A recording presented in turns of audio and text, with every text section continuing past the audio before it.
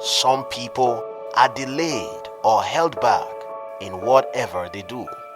In fact, they feel like they have been stuck in a place while waiting on God, and it is starting to feel like their waiting is pointless. There is no more frustrating feeling than knowing where you are supposed to be, but you are not, or not even knowing how you are supposed to get there in the first place. Is there, my friend, anything worse than seeing where you want to go to, but not seeing the way to get there day after day? It can make your soul sick, just as the Bible says in Proverbs, the 13th chapter, the 12th verse, when it says, "Hope deferred makes the heart sick, but a longing fulfilled is a tree of life." Why then does it seem like God delays us sometimes? Often we talk about how the devil delays us with setbacks and the likes.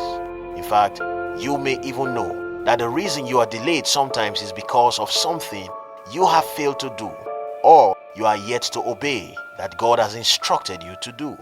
But we don't know how to deal with the concept that God sometimes intentionally delays us for good reasons.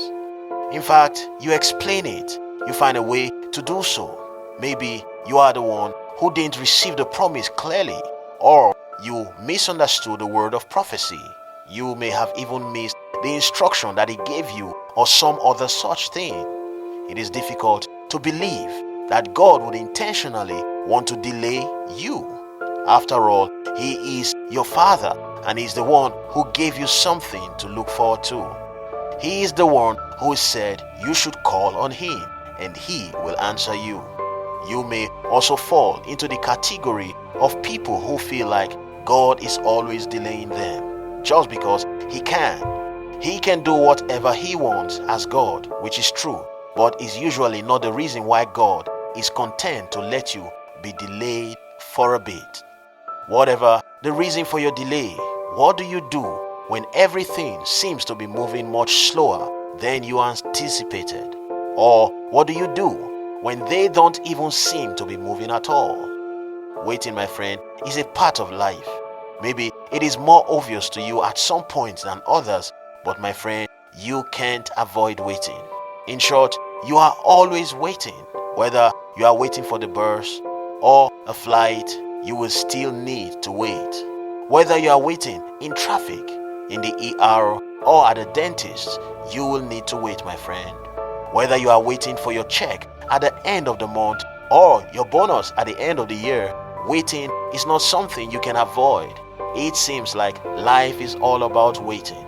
For one thing, getting it, then beginning the wait for something else. It is like, my friend, you spend more than half of your life just waiting. The truth is, we all wait. We just do it differently. The fact that you are waiting is not as important as how you wait. If everyone has to wait, whether voluntarily or involuntarily, you can see how it is not the waiting that really matters, but your attitude, my friend, when you wait. This, my friend, is the truth that God knows and understands.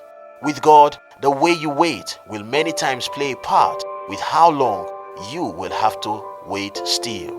With men, it might not have as much of an effect, but with God, the way you wait has the ability to either bring you closer to your blessings or farther away from them. Patience, my friend, is not just waiting. Like we have already established, everyone has to wait. Rather, patience is your attitude while you are waiting. Are you, my friend, waiting from a place of rest or a place of pressure? Are you waiting from a place of assurance of the promises of God, or are you waiting from a place of doubt and lack of trust? Does your knowledge of God affect how you wait? Does it reflect in your attitude while you wait? Take a look, my friend, at this story, for example, and see the example of how you can wait with two different attitudes in the same situation. When the king of Egypt heard that the Israelites had finally left, he and his officials changed their minds and said, "Look what we have done. We'll let them get away and they will no longer be our slaves." The king got his war chariot and army ready. He commanded his officers in charge of his 600 best chariots and all his other chariots to start after the Israelites. The Lord made the king so stubborn that he went after them even though the Israelites proudly went on their way. But the king's horses and chariots and soldiers caught up with them while they were camping by the Red Sea near Pi-hahiroth and Baal-zephon. When the Israelites saw the king coming with his army, they were frightened and begged the Lord for help. They also complained to Moses, "Wasn't there enough room in Egypt to bury us? Is that why you brought us out here to die in the desert? Why did you bring us out of Egypt anyway? While we were there, didn't we tell you to leave us alone? We would rather be slaves in Egypt than die in this desert." But Moses answered, "Don't be afraid, be brave, and you will see the Lord save you today. These Egyptians will never bother you again. The Lord will fight for you and you won't have to do a thing." The Lord said to Moses, "Why do you keep calling out to me for help? Tell the Israelites to move forward." That's according to Exodus, the 14th chapter, from the 5th to the 15th verse. You know how the story ends. God asks Moses to lift up his staff, and the sea parted to make dry ground for the Israelites to walk, while the Egyptians who later came after them drowned. But the part I would like you to pay attention to is the difference in how the Israelites and Moses responded to the same situation. Even though they were all in an uncomfortable situation, a place where they were not sure how exactly God would deliver them, Moses, my friend, was patient. He didn't know how God was going to get them out of it either, but from the way he reassured the Israelites, you would have thought that he had it all planned out with God. Why, my friend? Patience. His knowledge of God had taught him patience. It had taught him that no matter what the situation looked like, God was still in control. It had taught him that even though it may look like the vision is tarrying, as long as you have a promise and a word from God, he can never go back on his word. He only had a promise, just like the Israelites only had a promise also, that their God was taking them to the promised land. But that promise was more real to Moses than the delay at the Red Sea. It was more real than the army bearing down on them.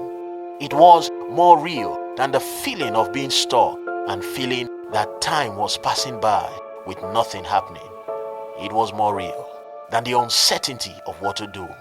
He refused to let anything distract him from the promise that God had given him. He was prepared to die for that promise. How long, my friend, have you waited? Has your promise brought you as close to the threat of death as it did Moses and the Israelites? Will you, my friend, hold on to the promise, or will you throw it away like the Israelites were prepared to do and go back to Egypt? Wait, my friend, for his deliverance. It doesn't matter how long it has taken till now. It doesn't matter how long it will take still. The waiting might be difficult, but if the promise is worth it, there is no question that you must wait. Yes, my friend, you will have to rely on the Lord for strength while you wait. But his strength, my friend, is more than sufficient for you. It is more than enough to carry you till the end of your wait. Wait, my friend, for his deliverance. And don't just wait for it, wait patiently. Whatever you may be calling a delay, my friend, is only a delay as long as you choose to see it that way. As far as God is concerned, it is all part of the journey. It is part of the story. Are you, my friend, convinced that he keeps his promises and that he cannot fail you? Are you convinced that he is the faithful and the true God? Then wait patiently, my friend, for his promises and see him do everything that he has promised to do in your life. We, my friend, serve a God who cannot fail. And I pray for you today that may God bless you, dear child of God.